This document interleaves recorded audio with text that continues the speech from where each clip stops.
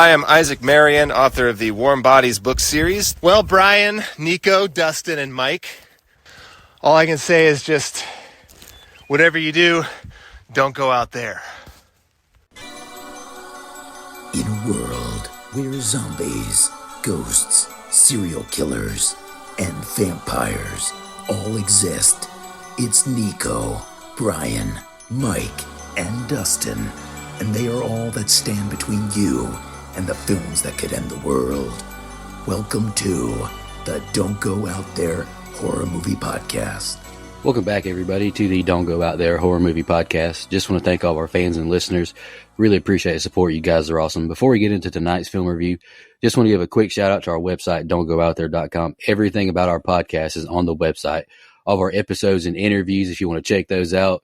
We've done some incredible interviews in the past. Go check them out there in a specific tab by themselves so you don't have to scroll through hundreds of episodes on Apple or Spotify, etc. We also have our store if you want to grab a shirt, a mouse pad, a hat, all that good stuff. We'd love to see your pictures, rep your favorite podcast. And Shan's Etsy page is also attached if you want to grab a tumbler. All of our social media links are on there as well. Facebook, Twitter, Instagram, YouTube, TikTok. Like us, subscribe us, follow us, all that good stuff. And the last thing I want to shout out on our website is our Patreon. We call it Blood Donors. We have the traditional monthly reoccurring kind. If you want to support us, help us pay the bills, as we say. Or if there's a movie you want us to review, that option is available as well. Just check out our website, don'tgoouthere.com. Also, if you haven't noticed, we've recently joined the Believe Network. So there's some ads on our program now. But if you want ad-free content, go check us out on Blood Donors. The ad-free episodes will be available there. We appreciate your support. We hope you enjoy the episode. All right, guys, let's jump into the film review. Hopefully it's not as insane as last week. I'm really excited to review this movie. I hadn't seen it, and I'm not going to steal Dustin's thunder. It was a great pick. Dustin, you want to announce your pick and why you picked it? Yeah, I picked 1983 Scarface. No, I'm just kidding. I picked 2013's Warm Bodies. So I've said before that horror comedy is my favorite subgenre. It's not anymore these days. I like more serious movies like elevated horror. Really big A24 guy like Brian. Said fuck you and your elevated horror. But I still enjoy horror comedies a lot, and this one is one of my favorites. It's a fresh take. It's like a modern / zombie take on Romeo and Juliet. A lot of parallels there. It's a forbidden love. I love it. The cast is great, and honestly, if you dislike this movie, you just don't like fun. I remember seeing the trailers when it was coming out, and I wanted to go watch it in theater, but my fiance at the time, we just never got around to it.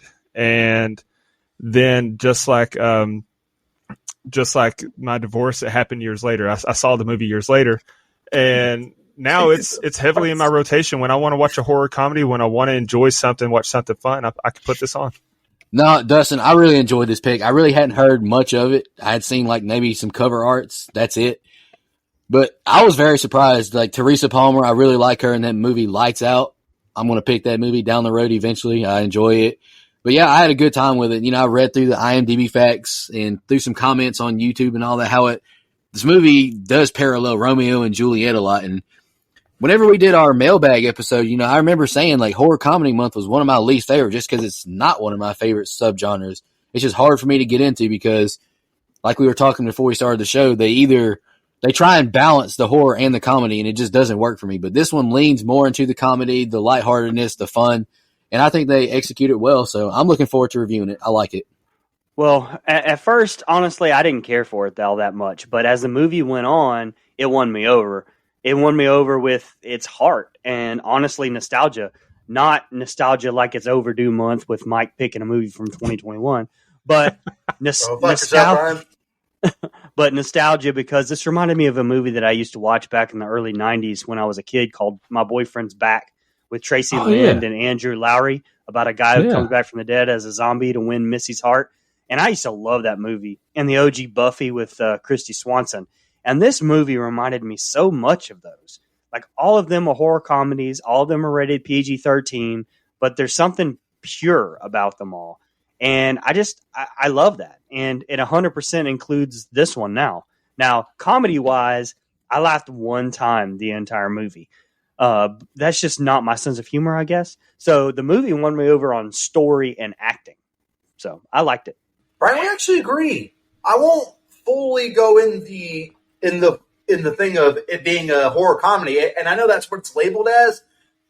A lot of the comedy is just kind of there for me. It's the story, the heart. It's a good fucking movie, written really well on a lot of different levels. You mentioned the Romeo and Juliet thing, and I think obviously that was intentional. It's very true to star-crossed lovers, but honestly, the cast is awesome. Nicholas Hoult, shout out to The Menu, one of my favorite movies in recent memory. Teresa Palmer's great. John Malkovich, Dave Franco, Rob Corddry, he's fucking funny, okay? I will give you that. He's fucking great in everything he's in. But yeah, man, just all in all, I think it's a really well-written movie, and I enjoyed it. Like, I'd never seen it before, Dustin, and I'm glad you picked it, man. I'm glad I get to do scene by scene on it, too, because I haven't done scene by scene in a while, and I feel like I owe you guys. So you'll have to be. I kind of wish I hadn't in hindsight because I do have some funny thoughts. But that's okay. I'm excited to do just the scene by scene. To be honest with you, buddy, I didn't know if that was intentional or not. Like, I was like, oh shit, but you were doing it on purpose. I was. That's how I was. Later in the show, I probably won't. You mentioned Nicholas Hoult. Yeah, shout out to him for being in The Menu, but also shout out to him for being Hank, a.k.a. Beast. I know Brian and I appreciate that. But also I want to say that he's in another horror comedy that I'll be picking down the road called Renfield. Yep. He fucking killed it in that movie. That was such a fun movie. So, yeah, he's quickly becoming one of my favorite actors, actually. All right, Mike. Sorry. Unless anybody has any opening thoughts, Mike, you can go ahead and take over the scene by scene. All right. I'll do my best. I apologize in advance. Here I go. We open with a monologue from our main zombie. He's basically calling himself a friendless loser, but then he realizes, oh yeah, everyone's dead. He says he doesn't remember his name, and we go around this airport getting to know all the zombies' occupations. We learn that this is post-apocalyptic and that things were better before. We see him interacting with all the different zombies, including 2 kid zombies on the sidewalk escalators. We cut to him on an abandoned airplane finding a vinyl player. The Banger That Is Missing You by John Waite, shout out to that fucking song, love it, starts playing. Then we meet his best friend, and all they do is grunt at each other at the airport. That was not on purpose. I can't help it. They grunt at each other at the airport bar. We're outside now, and he's complaining how slow everyone moves. We leave the airport now, and then we come to a military base where we meet our main cast of characters. We hear a patriotic message with instructions on how to handle the zombies when you come across them. We see a full-on skeleton zombie eating the neck out of someone on an apartment building, and then cut back to the military base. And then we get the main cast jabbing back and forth with each other. The zombies we've met come into the room at the base, and an all-out brawl begins with, again, Missing You cranking back up. Our main zombie R and his love affection, Julie, lock eyes with each other amidst all the chaos. We learn that eating the brain makes you absorb all the memories of someone, and R says he's sorry, but the brain is the best part. R is trying to utter Julie's name, and then he touches her face and sniffs her. Then he tells her she's safe as she looks at a snow globe. That's all I have for the first set of scenes. Go ahead, Brian. Yeah, you guys mentioned Nicholas Holt's second appearance on the show after The Menu. I said it then, but I think he is super underrated as an actor and has more than held his own in movies over the years up against some of the best to ever do it, including Dustin's hero in Nicolas Cage, one of the goats of the industry. Oh, fuck off. But this is the first time I've seen him in a starring role where it's pretty much just him. And honestly, there's no wonder how he went on to do so much after this. He really is a strong lead.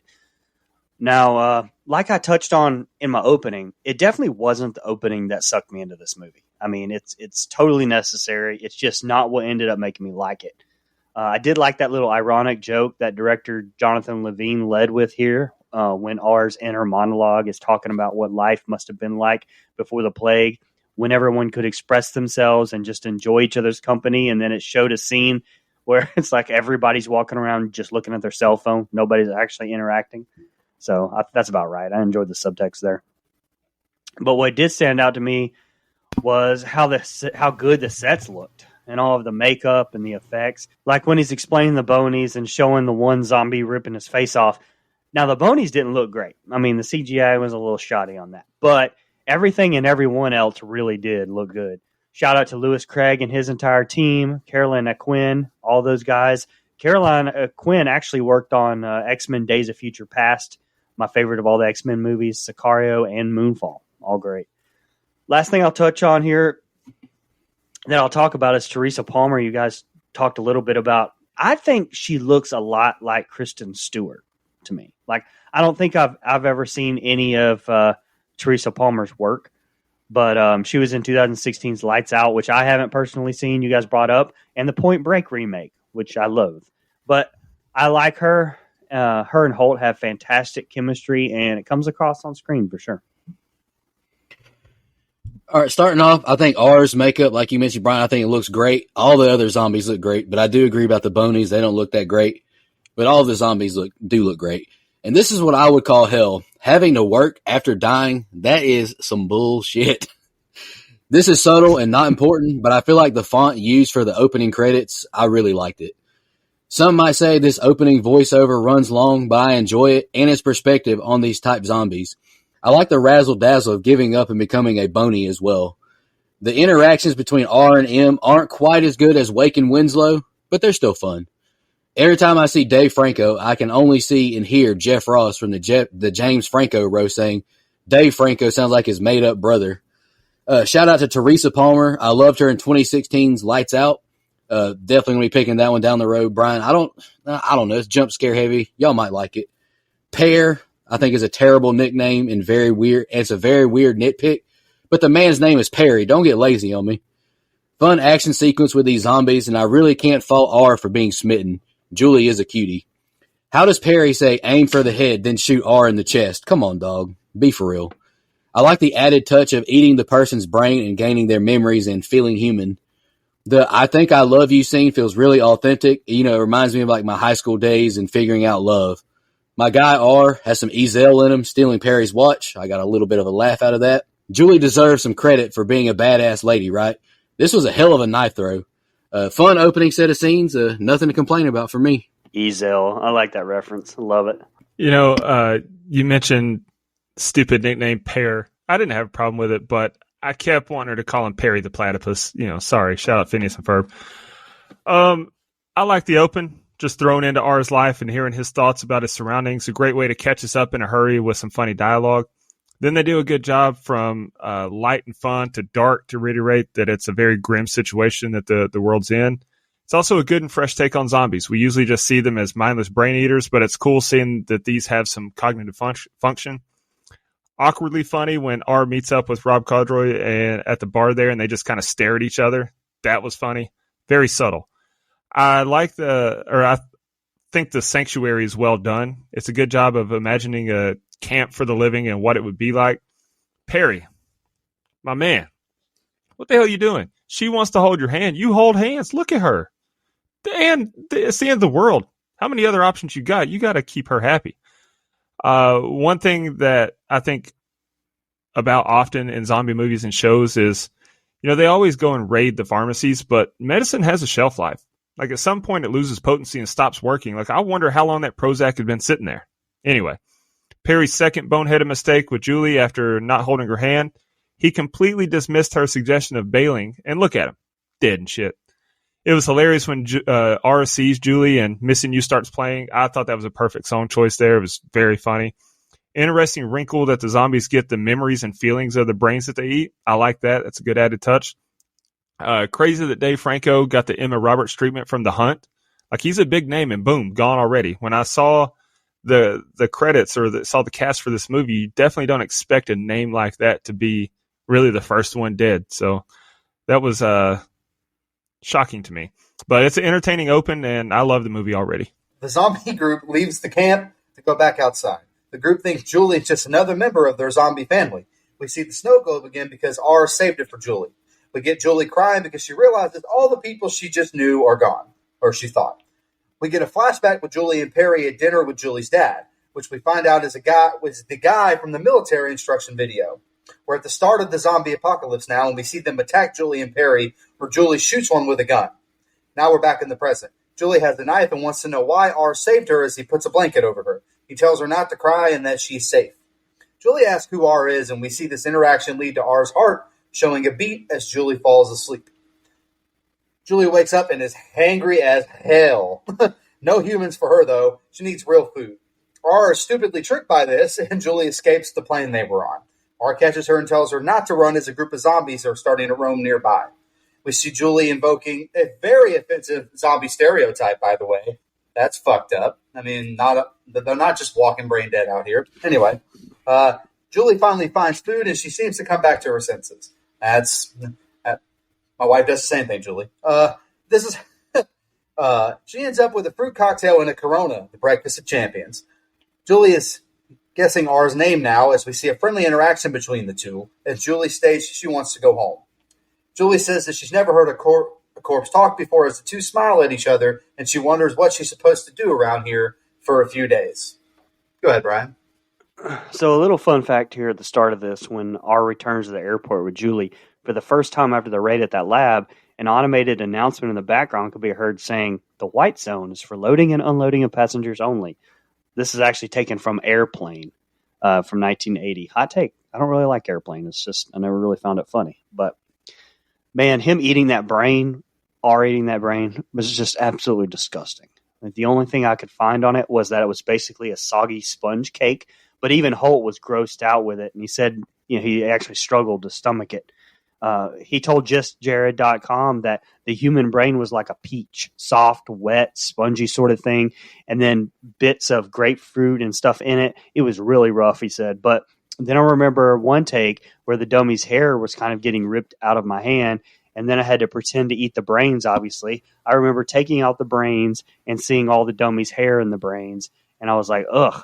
I had to get that take in, so I was like, just do it. And I munched on them and ate all of that fake hair as well. So it's great for your digestive system. And I know that was a lot, but I thought that was an interesting quote and nice little insight there. So that's all I had on this set of scenes. The next set of scenes is where the movie really starts to win me over with the heart. Like, I know you guys mentioned it a lot of parallels to Romeo and Juliet, all of the characters' names, R and J, the rest of them, and maybe you guys will get into it during fun facts or later. But again, my mind just goes back to that early 90s and my boyfriend's back. And look, maybe I'm not proud of that per se, but the car ride right here at the start of the next set of scenes is kind of where this whole thing really starts coming together and working for me particularly. Brian, I agree 100%. Airplane sucks. I did like Police Academy, though. I watched both of those back to back one night. But these zombies, they're so dumb. Like, how can they not tell Julie isn't a zombie? They need to eat some more brains, I guess. Great job of acting fearful by Teresa Palmer in such a weird, horrifying scenario being held hostage on this plane. And what an awkward dinner for Perry, Jesus. Grigio says, don't work for your dad, work on the wall instead. That man must love Julie for sticking around. Julie gives some stern reassurance to Perry, but does lighten up some, thankfully, about his father coming back. Well, so much for the reassurance. Finding out your pops is a zombie, then watching your girlfriend shoot him, that has to be a lot to process. And while Dustin did mention about, he kind of got the Emma Roberts treatment, at least we get to see some more Dave Franco throughout the movie. I like this flashback with how it confirms to R why Julie is fearful of him. This movie has a great soundtrack, and I thought it was really cool seeing his heartbeat. Love can bring a dead man back to life, perhaps, is the message. I really like that. R teaches us menfolk a very valuable lesson. Food is how you make a lady happy. Oh, never mind. She took off on him. Shake my damn head. R is infatuated with this lady. She tries to run away, gets stuck between a rock and a hard place, and he saves her again. I almost want to call him a simp, but he's a zombie. What else can you do? I bet that's the best fruit cocktail she's ever had, though. I remember the peaches and the cherries being elite from eating that when I was a jit. And I got a hot take here. Corona is disgusting. Give me a land shark anytime. Nicholas Hoult deserves his props for this role. He does a great job as a zombie slowly becoming a human again. Dustin, I thought it was more fun scenes, man. I'm liking it. Hell yeah, brother. I like that R has a, quote, home, and he picks up decorations for it, like the snow globe. Again, this is a very fresh take on zombies. It's wild that R keeps eating Perry's brain to get to know Julie. Man's pulling out all the stops. Ladies, if a man wants to, he will. Never accept less than maximum effort. Julie's look of confusion was funny when R put the record on. His Riz is working. The look in his chest, into his chest as his heartbeat, that was great. Subtle hint that things could be fixed. very predictable that she'd bolt as soon as he left, and just as predictable that she'd be fucked when she tried. I laughed when he was teaching her how to act dead. That was funny. Nico, what you were saying, how do they not know that she's not dead? Like, I can't wait for you to watch The Walking Dead on the spinoff, DGOT, the series. That's my pick. Spoiler is for the next show we review is Walking Dead Season 1. I don't think they do it in Season 1. Maybe they do. I can't remember. But later in the show, at least, they cover themselves with blood and guts, and that masks the smell. They don't do it nearly enough in this movie. I agree with you. Like, just a smidgen of blood on her cheek is enough. Now, in The Walking Dead, they go all out, like cover head to toe, and that makes sense. Like, that makes a lot of sense. That probably smells like 8 cans of shark shit. But overall, though, it's another solid set of scenes. Just a walk like Frankenstein. Like, that was going to fucking work. Get the fuck out of my face. Anyway. That shit was so funny, though. When he was funny. Like, too much. Too much. The two have now hopped in a car, and they're going for a joyride, which is already better than the movie Joyride. We see Julie having a great time feeling normal, while R struggles to get the hang of it like a new teenager. She's teaching him how to drive as they pass the 2 kids from earlier until he crashes into another car. Julie is eating more canned fruit, and R, even in this zombie state, is a music snob and says fuck iPods in favor of vinyls. A fucking banger, Hungry Heart from Bruce Springsteen starts to play as Julie and R begin goofing around, trying on different sunglasses and playing patty cake with each other.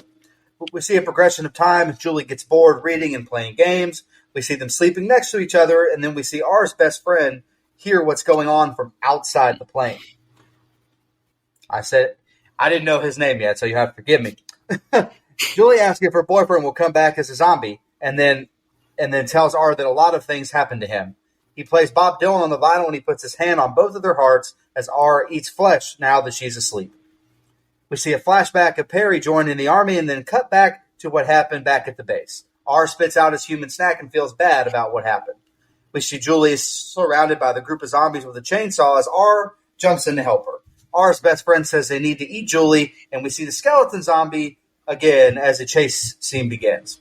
We see them surrounded by more skeleton zombies, and best friend actually saves the day, even though Julie is hesitant to go along with him. They're back to being confronted by more zombies as the two hold hands because Julie is scared and trusts R. This causes the zombies to move out of the way, and they make their way into a car. Julie whips out and drives away from all the zombies. It's pouring outside, and they're driving in a convertible. That fucking sucks. They pull up to the last neighborhood that her dad evacuated and bust in a house to look for food. Go ahead, Nico. All right, so I like this set of scenes, but I definitely have the most nitpicks in it. And starting off with a nitpick, if she has a car, why not escape now? Why are you waiting for a few days?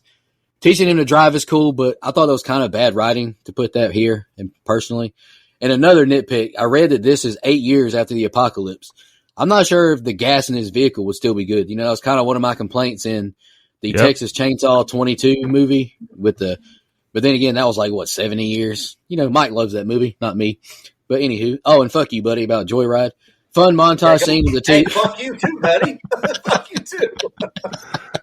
Fun montage scene of the two interacting, playing games. I did enjoy that. And I forgot to mention this earlier, but it's insane behavior. Berg was playing phone games during an important mission. We as a society are addicted to phones. We got to do better. My Joey Swole voice. Julie with the weed whacker reminds me of my guy Superhuman getting hit with the weed whacker stunt. Whoop, whoop. Julie is frustrating me. I understand she wants to leave, but just ask R. Cut this malarkey out, leaving out of the blue and getting saved. This annoys me more than it should, honestly. M being able to talk is a little bit of a nitpick too. Earlier, he could only grunt, but he can talk now.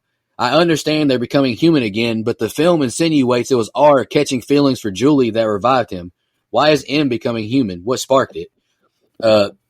I guess I was being a hypocrite earlier. I wrote the look of the Bonies is great, and I love M running them over out of nowhere, so I guess I was lying earlier. It's so unique seeing zombies not being blood-hungry creatures and allowing R and his girl pass by. I like this fresh take. It's how you do the same genre but make it feel refreshing. Awesome groovy soundtrack playing as the convertible drives in the rain. And like I mentioned, there's some nitpicks, but it's still a fun set of scenes. I'm still having a good time. All right. I like the Joyride scene, and it was perfect that he wrecked. I mean, what other outcome could there have been? They pulled into a fucking parking garage. And then when she says, What's with all the vinyl? As someone who owns over 50 albums on vinyl, go to hell, lady. It sounds better. He's right. Sounds better. Big pet peeve, though, continuously in this movie, they keep placing the needle at almost the end of the record, and it keeps playing at the beginning of a song. I call bullshit. There's no way that they're that lucky. Anyway, their little date sequence was fun. Even though it was filler, nothing in this movie drags or seems like a waste. The pacing is great. It served a purpose to further the feeling that he's in love with her and she trusts him. So that little montage was good. Big oh shit moment when Julie wanders off again and R has to come in and save her. And then they have to run from the Bonies. That was great. When Rob Corddry shows up and runs the three of them over, fucking hilarious. It was the highlight of this set of scenes, which was another great one. All right. Now they're walking around the house, and Julie catches R with an unnecessary Polaroid bomb. Don't do that, ladies. That's unnecessary. He's not in the right frame of mind to have his picture taken right here. She says it's important to preserve memories, especially now that the world is on its way out. I like that line a lot. She has R take a picture of her after quoting her ex, and then we see R reading a tabloid as Julie says she's going to bed. She tells him he can sleep in there on the floor. Gee, thanks. And R obliges. We see his best friend back at the zombie headquarters, and he has a flashback looking into glass and sees him holding hands with someone in the before times. We see his heart beating as he asks another zombie if he feels it. We see the skeleton zombies come up behind them and start screaming in their faces. We're back at the house with R and Julie, and she notices her dad outside. She realizes that he would have just killed R. Julie says her clothes are wet, and she gets down to her undies. Call me sometime. And then Julie wants to know if R has to eat people. Sorry, man. She calls out his human side and calls him a good person because he tries to be better. This causes R to finally tell her that he was the one that ate Perry. She says she figured as much and rolls over. We see a daydream sequence where R walks up to Julie, Perry, and their friend. Perry says zombies can't dream. Julie asks Dream R what he wants to be. Perry tells him he has no chance after telling her he ate her ex. R, quote unquote, wakes up from his dream and leaves the house and Julie behind. Julie leaves and goes after him in the car, and it runs out of gas. Julie then walks back to the base to find her dad. Her dad thought he lost her, and Julie hugs him and then walks back in to the base camp. Go ahead, Nico. Mike, I'm 100% with you. I agree 100%, Julie. It's important to take pictures and save the memories because, unfortunately, sometimes pictures is all you have of somebody. I love seeing the zombies' hearts light up in their chest. I thought that was a great shot. However, that's a part of one of my qualms I mentioned earlier. M sees the couple holding hands, and he and the other zombie feel themselves coming back. I don't think he should have been able to talk as early as he did and as well as he did, personally. I wish he would have just kept making the grunt noises and R just knew what he meant just because of their relationship. And I wrote LOL at R and the holy shit as she undresses. Was it inappropriate to keep looking? Maybe, but I laughed. We get a nice sincere moment from Julie saying R is a good person. But why is she mad that he ate Perry's brains? He's a zombie. He's just trying to survive. And it's not like you didn't see it. There's no way she didn't see it. Beautiful color and lighting out in these row of apple trees. I think it's a nice transition from the somewhat bleak look we've had. I don't think Dave Franco is a bad actor, and it might just be the writing, but does he seem kind of flat with his line delivery, or was that just me? And damn, this is kind of expected, but Julie dips again. I'd feel crushed too, but the song playing along, I really liked it. It went crazy. Go ahead, Dustin. The look on his face when she took his picture was funny, as was the fact that he was reading a People magazine with Kim K on the cover. That was funny. It worked, though. She done invited my man to bed. Attaboy. Good news for her, though. I think that rigor mortis has already set in. No need to worry.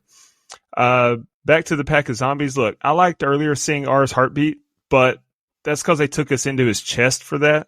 I don't like seeing their heartbeat through their clothing like that. I don't know. It's a little too cheesy for me, but it's a minor nitpick. It didn't take away from it. Then she gets naked with R right there. He's got to teach me his ways, man. He's dead. But then he fucks it up. Don't tell her you killed Perry. She didn't need to know that. Not getting in that bed now, bucko. Like, talk about just a boneheaded move. I like that R dreamt. Great sign that things are improving for him even more, but he shouldn't have done that. Now she's gone like a freight train, gone like yesterday. Talk about exercising. Whoa. Wait a minute. Did I stutter? Did I misspeak? No, that's me. I stutter. You quote country music. That's what you do. That was a country music reference? I don't know. I'm just speaking from the heart. Talk about exercising extreme caution. Her dad treated treated Julie like a stranger. No compassion at all. Sheesh. This is a stone cold, like, the greater good is more important than family kind of guy. Solid set of scenes yet again. R is walking around and begins to feel cold at other human emotions. He runs into his best friend and asks if he's okay, and he says, "Bitches, man." And then he says the Bonies are after him. He tells R that he's seen memories and says they're going to be okay. R shows them a picture of Julie and references the Exhume line from the dream. Rock You Like a Hurricane starts to kick up randomly, and they go back and find more zombies. R says him and Julie gave the others hope, and that he has to find her because the Bonies are moving fast. He catches a glimpse of himself and realizes that he's looking a little more human these days. We see Julie and Nora talking to each other. Julie is trying to explain that not all corpses are the same and tells her that she actually misses R. We see what is basically a scene out of Romeo and Juliet. This is straight ripped. Julie and R see each other again. She calls him crazy and that the others would kill him. Nora meets R and says, "Sup." I like that line. I thought it was funny. The two hug after Julie lets him in, and they say they miss each other. Julie tells R he feels warmer than she remembers. Nora is asking R a bunch of questions like he's being interviewed, and R tells Julie that he came here to show everyone that things are changing. He reveals that other zombies are also dreaming. Julie says they have to go talk to her dad. Nora and Julie recommend a makeover with makeup, and then Pretty Woman starts to play. Great song. We see R taking a shower with the two of them, fixing him up to look a lot more human. Nora says that R looks hot. See, if Julie doesn't work out, you got Nora right there in your back pocket. R, you're going to be all right. We see the three of them walking around the camp, and Julie tells R that he looks nice. R is starting to sound more human. He says no matter what, they stay together, and Julie agrees. This man tries to stop them, but R seems just human enough to get through the guard. Go ahead, Nico. All right, my man R is down horrendous. I feel bad for my bro. He lost his life and his girl. Jeez. A lady surprised her car is out of gas. Never seen this before. Joking. I like this pan away overhead shot. It really shows how alone and abandoned everything is now. And I respect how dedicated Kevin is in sharing Julie is uninfected. No exceptions, even if you're the Colonel's daughter. As a dad, I'm sure Grigio's got to feel so much relief having his baby girl make it back safely. As R walks in the cold rain, I really wish a My Chemical Romance song played. How perfect would that have been, Mike? You know that would have went hard. That would have been crazy. Hell Bitches, yeah. man. Like you mentioned, Mike, bitches, man. That caught me so off guard, and I laughed way harder than I should have at that scene. I love how sincere this conversation is, and M drops the smoothest, "Fuck yeah," love it. The upbeat rock song as the group walks towards the wall kicks a lot of ass. It's a great visual. Damn, Grigio, R finesse his ass into the wall pretty easily, man. What kind of operation you running around here? You need to tighten the security around here. Nora is a fun friend and character. She's a good balance for Julie in the movie. I don't know if I really believe Nora can hear this conversation that well, but it is a good realization face that it's R down there when she sees him. And LOL at Nora, questioning his age. He's got one of those baby faces. I chuckled, I'm not going to lie. Is this the first makeup scene since House of Wax? Pretty Woman. Instantly think of the one comedy Goats, Dumb and Dumber. But I will say M83 by Midnight City, it goes way harder. I love that song. If I was R walking through this city, my butt cheeks would be clenched tight enough to crack a pecan shell. How does Nora get past them guards, but the Colonel's own daughter couldn't? It's not a nitpick or anything, but I just thought that was kind of wild. Fun set of scenes again. I'm looking forward to the end. Corpses don't get cold. That's another great shirt idea for don'tgoouthere.com. Bitches, man. I know you guys already said it, but bitches, man. Damn near made me spit my sweet tea out. That was so unexpected, just great, perfectly delivered. Dreaming about cream of wheat. That's the kind of stuff that gets old man Brian excited. I know he loved that. He can relate. Great use of the one F word. They said, "Fuck yeah." I love it. That was fantastic. Good little banner between the girls in Julie's room, and then a perfect Romeo and Juliet parallel. She's on the balcony. He's down below. Her family wants to kill him. Very spot on. Zombie makeover is funny as hell, especially to Pretty Woman. Nico, I'm going to kind of echo you. I was upset when she changed the song, but man, Midnight City is a fucking banger. Perfect song. It sets us up nicely, and I'm ready to see what the ending has. All right. Julie is talking to her dad, and her dad is trying to tell her the zombies are attacking them and tells her to get somewhere safe. Julie is trying to explain to him that the dead are coming back to life and curing themselves. Her dad tells her that's not happening and they are only food to them. R comes out and tries to convince her dad that it's okay and that the zombies are feeling again. Her dad pulls a gun on R and then Nora pulls a gun on her dad. And R and Julie get away, and Nora says she will definitely shoot Julie's dad. We see Julie and R run away, and then they meet up with a group of zombies that are feeling again. M says they're ready for a fight, and so the Bonies show up and begin to chase them all down. We see a long chase scene as now Julie and R are being chased by the Bonies and the human military. The Bonies and military are trying to kill each other as the normal zombie reaches out a hand to help one of the human military members. The military walks up on a different breed of zombies fighting each other and are as confused as to who to shoot and kill. I thought that was hilarious. The military, Julie's dad, and corpses and skeletons are fighting each other. The sun is out now, and R and Julie are chased to a ledge. R vows to keep her safe as they jump off the ledge and into a pool of water. The two are okay, and they end up kissing each other as she notices life is coming back to R's pupils. Her dad shoots R in the shoulder and notices that R is bleeding. The military realizes that Julie was right because corpses don't bleed. The general says, let's get you two the hell out of here. We are closing a monologue from R about how getting shot hurt, and now the Bonies are dead. The corpses are learning to live again. We see humans and corpses interacting with each other, and then we see M finally say his name as the woman opens an umbrella for him in a hilarious scene that I can't do any justice. Julie says that R can give himself a name, and he says, I like R. The two snuggle as the sun set and the wall between the two worlds crumble. Go ahead, Nico. All right, I got a decent amount, so just bear with me. Grigio, I think he does a great job of staying serious throughout this encounter with Julie. And when he says they're not becoming vegan, they don't eat broccoli, I got a good laugh out of that. R is serious, though. This took some bravery to get face-to-face with the Colonel. And Nora is extremely brave pulling the gun on the Colonel. I'm honestly surprised that he still didn't shoot R, though, to be honest. Great scene with Julie seeing the army of corpses that's coming back to life. More great acting by Teresa Palmer. And M is a ride-or-die friend, letting R and Julie escape while they fight off the majority of the Bonies. And holy shit, Julie is a damn marksman. Great shooting as she's running away. Some might find that, hokey or unbelievable, but I just had fun with it. Zombie killing the Bonies with the fire hydrant was cool. We need more fire hydrant kills in horror. Come on, Art the Clown and Damien Leone. I know Dustin can't wait. M is hilarious, man. Him saying hi and hey to every soldier walking by, that got a chuckle out of me. I love that R used his body as a shield for Julie as they plunge into the pool of water, but there's no way they don't hit the bottom way harder. That water wasn't that deep.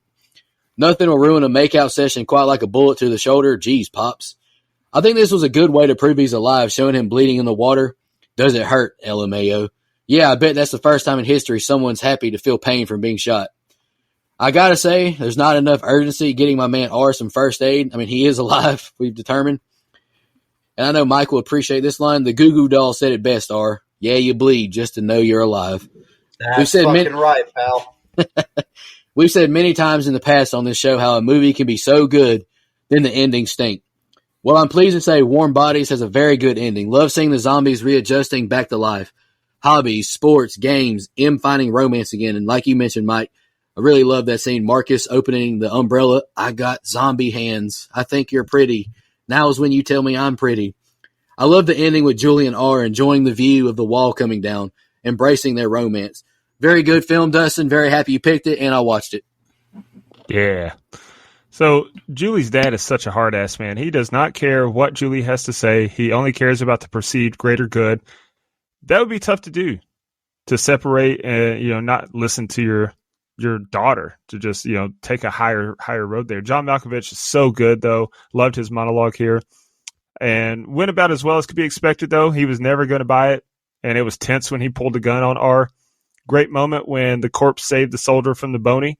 That's a great advocate to have in their quest to get the humans on their side. Rob Corddry, again, fighting the Boney and then greeting the soldiers one by one as they walk past him. That was another great moment. He's by far the best character in the movie. Great tension when R jumps in the water to save Julie, and we think that he died again because he hit his head on the bottom. Then, look at this. A zombie gets the girl when I can't even get a text back. Cold World. Great character development of Julie's dad to show that he's not a bad guy. He just had to protect the whole population. And, he's not cold-hearted. We find out that Rob Corddry's character's name is Marcus, and Marcus has one last funny moment before we leave. That was fantastic. Nico, you nailed the quotes there. I laughed. Nice. We get a great feel-good ending here. So good that you can almost forgive that the cure to being a zombie is compassion, I guess. Okay, no, I can't. I can't forgive that. That's lame, to be honest with you. But I still love the movie regardless. It doesn't hurt it that much for me. I think it's a nice fresh take. Yeah. It is, but I mean, come on, man. No vaccine, no nothing that they have to do to reverse it. It's just, hey, treat them like they're actual humans and their heart will still start beating again. That's come the fuck on. I think, the overlying message is treat others how you want to be treated, not every, no differences between us. I think that's the message, at least. But this is a PG-13 movie, not a PG-5 movie. That's a principle you're taught when you're 5 years old. Grow up. Oh, man. I was going to make a Great Wall of China joke at Nico's expense, but I won't. Oh. Appreciate that. Goddamn Mongolians. All right, Mike, you want to knock out Twitter? Oh, yeah, sure. Brandon is in justb_510 says elite in the quote tweet, so I'll take that. Yep. And then Mookie at Boomer_T1 ain't seen this movie since I was in the military, and they showed it to us on deployment at least once a week. I hate this movie hugely. At first it was okay, but after watching it all the time, nah, movie sucks. And whoever ran this account said, fair enough. That had to be Nico. But I'm going to say... That's all I have. Funny. It's not fair enough. I'm just going to stop. Only part of his comment that I'm going to read is when he said at first it was okay. So he thinks it's okay. That's fair. So Man. I did have one person reply. I posted on my personal Instagram that we're covering this movie. I had a reply to it that I'll read as a question. My guy Sean asked, "Is John Cena, does he appear in the movie?" To which I have to reply, maybe, but we couldn't see him. Yeah. Yeah, but fair enough. Man, I want to see that new R-rated comedy with them. Anyway. I got 3, so if you want to do yours, I'll do whatever I have left. I'm probably about to steal one of them, but, I mean, we got to read this guys, one. Hey, guys, I remember the budget before you guys can make a fucking joke.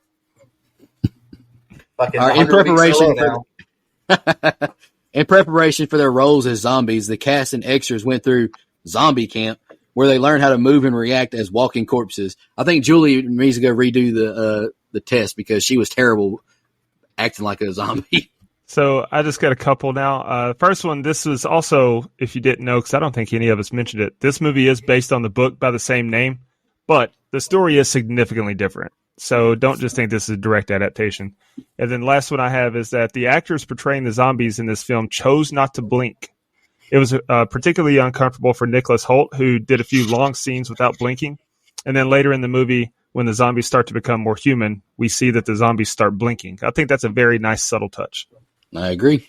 All right. This movie had an estimated budget of $35 million and grossed an estimated $67 million between the U.S. and Canada, opening to $20 million worldwide on opening weekend. Hey, not bad at all. Oh, hell no. All right, guys, let's jump to our favorite kill, least favorite kill, and the rating. I'll just kick us off, Dustin. Favorite kill, I'll go with the fire hydrant kills just because I want to see Art the Clown do that as well. No, I'm kidding. Perry is my favorite kill, getting his brains and all that. That was cool. Least favorite kill, I mean, you can just pick any of them of the zombies that just get shot or the bonies that just get shot in the head. Nothing crazy there. I pretty much made myself clear throughout the review. I had a great time with this movie. Did I have some nitpicks throughout? Maybe they did some things a little too early, a little too unbelievable. Nothing crazy, but some qualms I did have. Nicholas Hoult, fantastic. Teresa Palmer was great. John Malkovich, the actress who played Nora, can't remember her name, but she was great as well. I gave the movie an 8, Dustin. I really enjoyed it. I had a great time with it. I would watch it again any day. Hell yeah, brother. Let me go ahead and do mine, and then Mike, you go, and then I'll read Brian's to do the composite. So, if that's okay. My favorite kill was also Perry because, it was cool seeing him get eaten and everything. But also my least favorite kill was Perry. Not because of the kill, but it was kind of upsetting to me that Dave Franco had such a brief – and I know we see him in the flashbacks and stuff, But I don't know, man. I like Dave Franco. I think I would have wanted to see him more in this movie. As far as my closing thoughts and my score, look, it's not perfect, but I love it. There's some stuff I don't like, such as the look at the beating hearts through the shirts, like I mentioned, the look of the bonies, the CGI was bad. And like I said, the fact that the cure makes no goddamn sense at all, but it's still fun as hell. I give the movie an admittedly biased 8.75. Now, side note, I think there was a huge missed opportunity to call the new settlement Piney. Hear me out. Their last name is Grigio. Grigio made me think of Pinot Grigio. Pinot translates to pine cone. So Piney, that would have been fun. Anyway, yeah, that was probably corny, but oh well, sue me. Go ahead, Mike. All right. My favorite kill was also Perry, because really the only one that had anything to it as far as, effects and stuff. So I thought that was cool, and they did a good job with it. My least favorite is pick your random zombie. But although I did like the way the bonies looked when they were shot. I thought that was cool. Even though, like Brian mentioned, CGI was kind of rough. Look, all in all, I think this is a fucking fun movie, man. From start to finish, I'm never bored. I'm really into the story. And yeah, I mean, there's some good moments of humor, especially as you talk about it and look back at it. But in the moment, I was so caught up in the story and how good it was, I almost forgot to laugh. And honestly, I'm about to, not that he needs my fucking help, but I'm about to hype up William Shakespeare here, because this is a tale as old as time. Romeo and Juliet works no matter how you fucking tell it. As long as it's shot well and the acting's good, you can tell Romeo and Juliet. And I think I've told Dustin this. He may have laughed at me, but that Leo DiCaprio Romeo and Juliet's one of my favorite guilty pleasures, brother. That is good shit. I love it.